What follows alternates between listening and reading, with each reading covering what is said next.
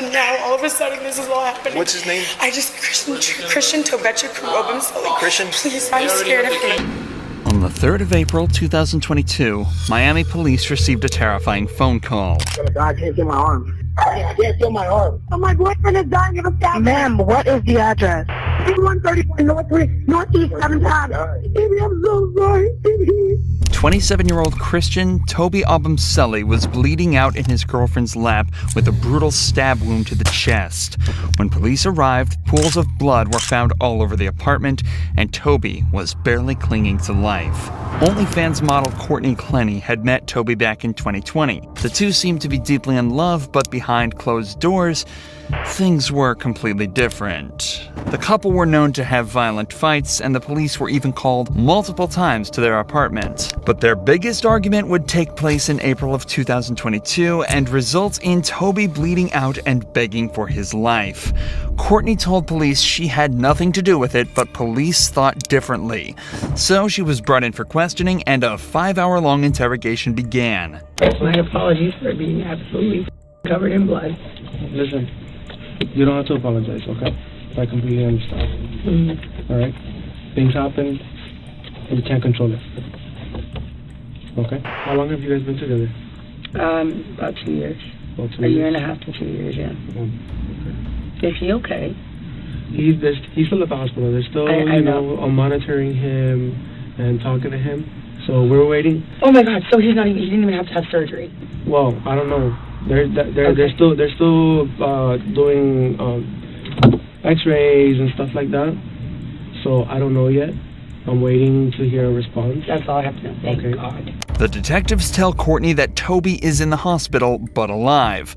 Detectives are usually unaware of how a suspect will react to certain information, so it's often safest to open by easing any worries they may have and talking in a non-accusatory manner. This makes the suspect feel more relaxed and more likely to open up.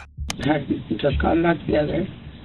I had broken up with him, and then he came back the last 2 nights, and then started to an argument, and I ended up getting scared, and I think that I overreacted, or not overreacted necessarily, but reacted, and I just didn't know exactly what might happen.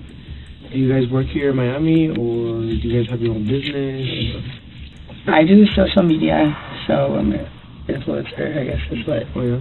call it, yes, I'm an influencer. What do you focus on, like Instagram or social media? Instagram, LinkedIn.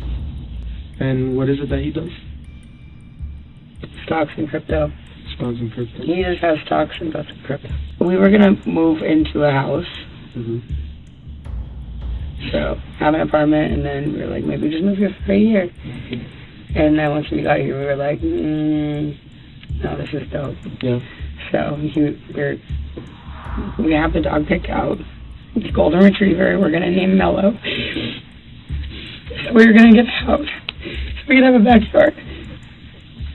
Because I have 2 dogs, and then we're gonna have 3.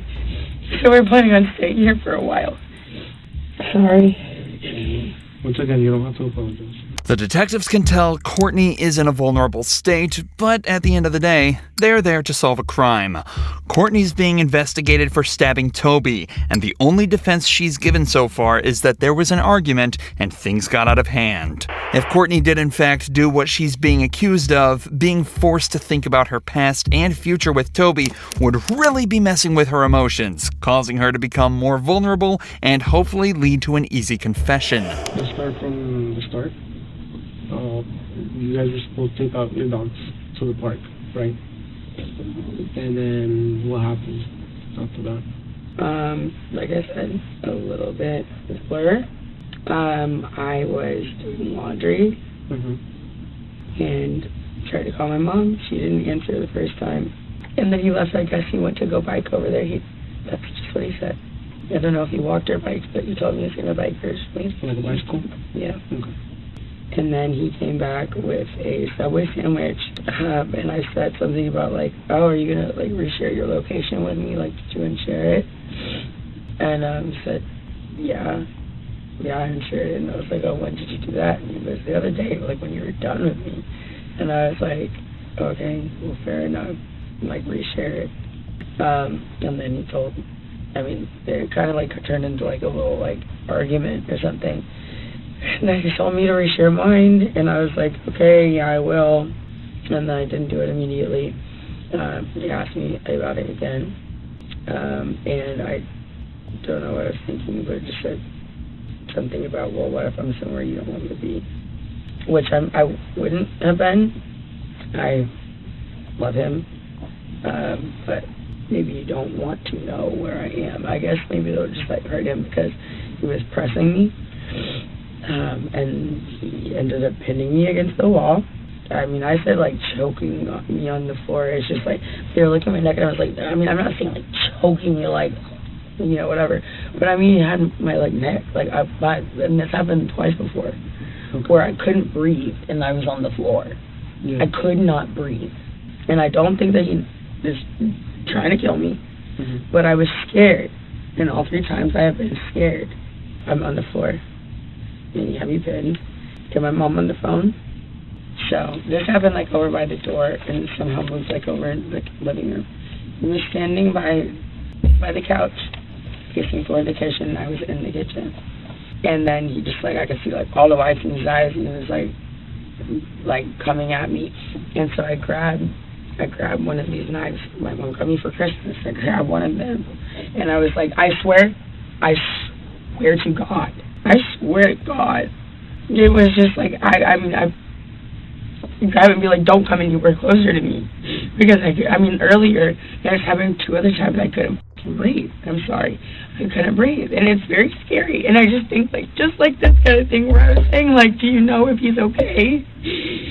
If he's choking me and he's angry enough, he might like, this is different, I think. But if he's like choking me or like pinning me or something and I can't breathe, he might go too long. So I grab a knife and I said, don't come anywhere closer to me. I had absolutely no intention of using it. I'm on the phone with my mom, and he's coming at me like he's going to grab either the phone or like the knife or something. And so I was just like, I was like, don't come any closer. It's coming at me, and I threw it. And I meant for it to go. How far away was he?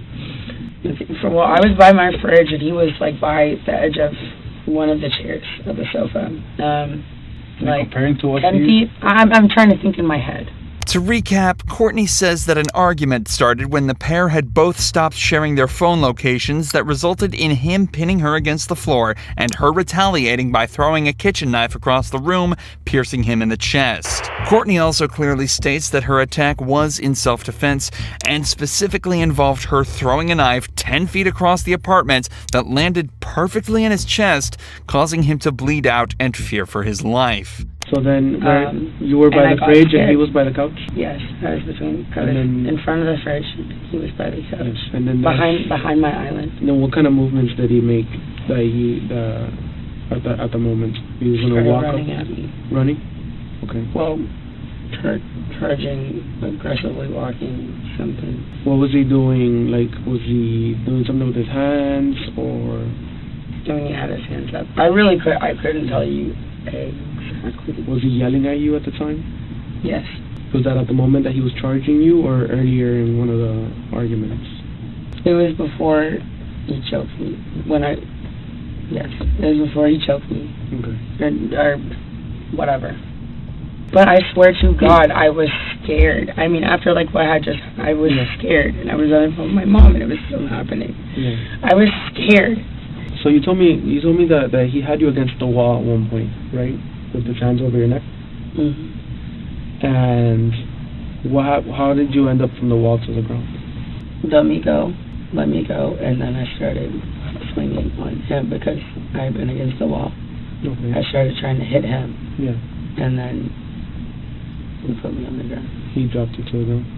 When I'm trying to remember like a whole situation of where I was very upset about something, which I've learned this in therapy and whatever, it's like write down like all the details so you don't forget. Just like write it all out clearly so that it makes sense to you and makes sense to somebody else. But I haven't had a chance to have a pen and paper or my phone to like write down exactly what happened, and I haven't really even like fully thought about it. So honestly, my answer is I don't remember. That's fine. Okay. You guys have a history of Well, Yeah, you say you've been together how long, sir? almost 2 years. Almost 2 Year and a years. half to 2 years. So how many incidents you think you've had? I don't know, but we shouldn't be together. Have you made a report before? No. You've never made a report? Oh, I did in Dallas actually about a year ago, and he was detained. And what happened there? He had pushed me in the lobby, but it wasn't like a big deal, and they made it a huge deal. The couple had also been involved in another incident in Las Vegas less than a year earlier. Police were called to their apartment after a loud argument was heard, as well as glasses smashing on the floor and walls. The apartment was trashed when police arrived, and Courtney's story was all over the place. Why did you call for help? Because we were getting really loud. We were getting loud. And I was like, oh my God, we're gonna like do damage to the room or something. Not damage to each other. Like I really want to like. Why would you highlight think? that. Why would you think that you were gonna do damage to the room? I like throwing something or like. Did you throw something? Did I? Yeah. No. Did anybody throw anything? No. So why would you think that there is damage to the room to be made? Because I've done that before in our house, and I. What have you done? Thrown a glass and plate. Did you throw a glass or a plate to a team today? No. Okay. So if No, this was before. Okay, so when I go to the room and I see a broken glass on the floor, where did the glass come from? I don't know. I literally couldn't even remember how the fight started. Okay, well, Was there? yeah. Maybe I did. Well, I'm guessing that I threw a glass, but that sounds like me. So. Courtney was brought to jail and held for 12 hours overnight, but Toby refused to press charges and advocated heavily for release. This may seem like nothing, but police did conclude that Courtney had attacked him that night by throwing a glass at his head. If nothing else, it proves that Courtney was capable of attacking Toby unprovoked and opens up an entirely new avenue for this investigation. However, it also turns out that police had been in contact with the couple more recently.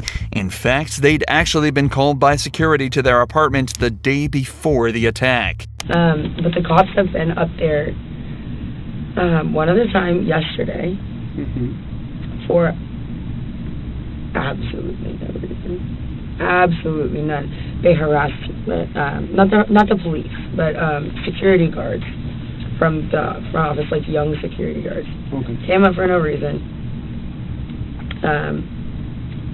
Bothered him, bothered me. The cops were called, however, and captured an entire exchange on body cams, providing a stark contrast to the story that Courtney gave here. You didn't call. I didn't. Nobody. I called. You called. What? Okay. What's going on? Okay, hold on, man. Let him talk. Okay. Let him talk. Okay. The front desk personnel, she informed us that Miss Courtney, her boyfriend, was trying to get into the elevator. And she had her hand out like this. And she was like, oh no, don't come inside the elevator. Okay. So we asked her, I said, do you want him to leave the property? She said no, she don't want him to. I did not say that. I said yes. Hold on. Courtney, what's going on? What do you need? What? Yeah, good. My boyfriend. All right. So what do you want to see? I want a restraining order against Christian Obrumselli. We don't issue those. Because Those I'm to serious. court. Can I do that? Where You have to can go I to court. You have to go to Okay, but downtown. how can I make petition. myself first? Courtney is obviously extremely panicked in this footage and seems less concerned about any possible that she may have been sustaining and more worried about getting a restraining order before Toby can. It's also important to note that the building's security noticed her pushing Toby out of the elevator and screaming at him and mentioned absolutely no aggression coming from him. As the evidence mounts up, it's starting to get increasingly more likely that Courtney's whole self-defense story might be straying slightly away from the truth. But as is almost always the case in situations like these, everything is still hearsay, and officially debunking her claims is going to be a challenge for the detectives. But after leaving her alone for almost an hour and letting her change clothes, they return to the interrogation room with some more news for her. So you're living in a nightmare right now, Yes. you know? I will feel so much better once they just say he's stable. Yeah. Because I've been asking so and much. that's what we're waiting for. Okay. I mean, I feel like at the end, I mean, if he's not, that's a lot worse for me. So they've asked for an update, and I asked them for an update as well, so they're checking to see what's going on. Because they're... I don't know what I'm going to do. I don't know what I will do with myself if he's not okay. No matter what... I mean, I clearly we can't be together. No matter what happens, But no matter where this falls, right, it's out of our control. So we have to inform you that Christian did not make it. Okay. Unfortunately, the doctors did what they could. And Christian is dead. Yep. Oh my God. This is not real, right? Okay. No, this is not real. Christian died? Can I please have a hug? Am I allowed to do that in here? Sure. Yeah. Relax. You'll be fine. No. Calm down. Calm down. Take deep breaths. I need to hug my mom. I cannot be left alone in like a room by myself You won't be. after this. No, that's not true. That's not real, right? It is real. Christian is dead. Yes. They're not gonna lie. The last thing he ate was Subway. What I was saying to that other room, I said, God forbid, when like from far away, what if it had accidentally hit a little bit lower and he died? So we can't change what's occurred and get him before. So just step by step. So you'll get through this, all right?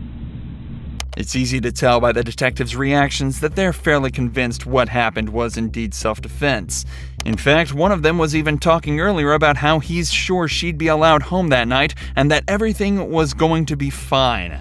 So it obviously wasn't hard for her lawyer to convince them officially that she wasn't guilty and she was let off without any charges. But remember, the detectives weren't aware of any of the evidence mentioned so far. All they know is what Courtney told them. So as time went on, evidence started to mount up, and the Abumseli's case was starting to become stronger and stronger. The body cam videos started to become publicly available, and the true nature of her previous arrests came to light. There were also unflattering videos such as this one showing her drunk in public just days after her release. Yeah, and they're seeking justice. Anything, sir? Yeah, What? let's all videotape her. Right now, you should go.